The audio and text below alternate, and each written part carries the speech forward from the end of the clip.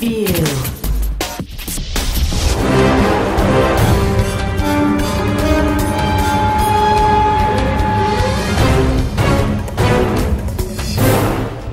Sean Devlin is one tough Irishman. A single Nazi bullet may have ended the life of his best friend, but Sean isn't going to succumb to death's waiting embrace nearly as easily.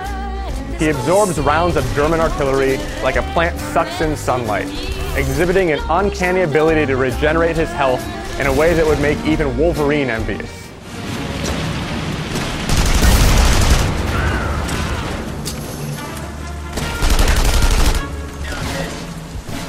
Despite the 1940s trappings, the dreary setting, old-fashioned weaponry, and funny European accents, the Saboteur has very little in common with World War II. This is my country. Oh, did you abandon your conscience at the border?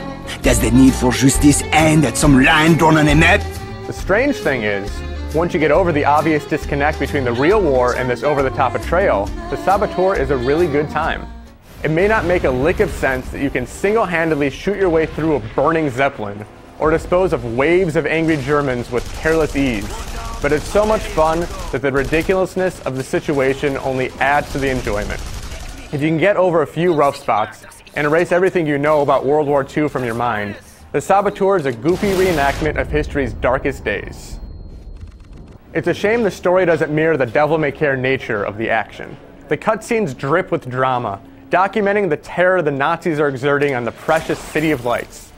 It can really bring you plummeting back to earth after all the German shooting fun, when you're constantly reminded of all the atrocities being committed all over the city.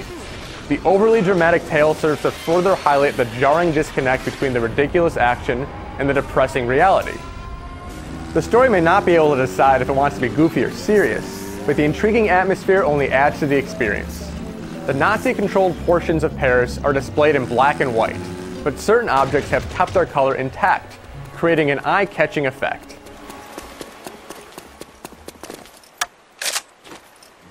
As you drive down dimly lit streets, orange windows pop right off the screen. When you free a section from the Nazis' clutches, color returns, giving you a visual reward for your actions. The Saboteur is an open-world game, letting you roam the streets of Paris at your leisure. Of course, wandering around a city teeming with Nazi soldiers is hardly leisurely. You will be attacked if you step 1 foot out of line. The German eyes are always watching you, so if you do something that could be construed as suspicious, such as climbing to the top of a towering building or sneaking into an occupied facility, you will have to deal with the wrath of the German army. Of course, it's so easy to strike down your enemies that it hardly matters when you rile them up.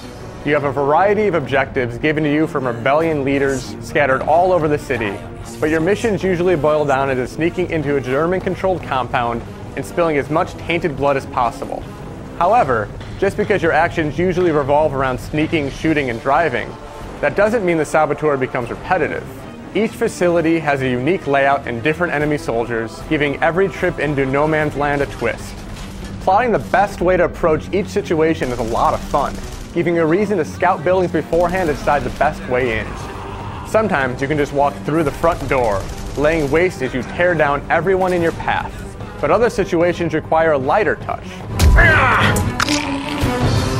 However, the stealth elements aren't fleshed out enough, making it nearly impossible to remain undercover all the way through a mission. On the surface, your sneaking ability seems pretty cool. You can steal the uniform off the back of a defeated enemy soldier, letting you see what it feels like to dress like a Nazi. This allows you to walk right past sentries undetected, though if you get too close, they'll recognize you as an imposter and alert their colleagues. But at a certain point in the mission, your cover will invariably be blown, and you'll be forced to shoot your way out. This isn't a bad thing, since it's so much fun to strike down those evil Nazis, but it does feel like your options are limited. It would have been more interesting if you could choose to play through the whole game like a stealthy Saboteur, instead of one thirsty for blood. But at least it is fun to shoot enemy soldiers over and over again. When you aren't showing off your bullet-resistant skin to your Nazi enemies, there are a few other activities to partake in. The most satisfying side mission is the destruction of free play targets across the city. Nazi property is stationed all over town, and your job, as the resident Saboteur, is to blow these precious targets sky high. It isn't particularly difficult gunning down the 2 or 3 soldiers guarding these satellite dishes, petrol reserves, and other tools of terror, but it is satisfying planting a stick of dynamite and running like hell away from the impending explosion. There are also car races you can compete in, but the controls are pretty stiff, taking away much of the thrill of blazing through the Parisian streets.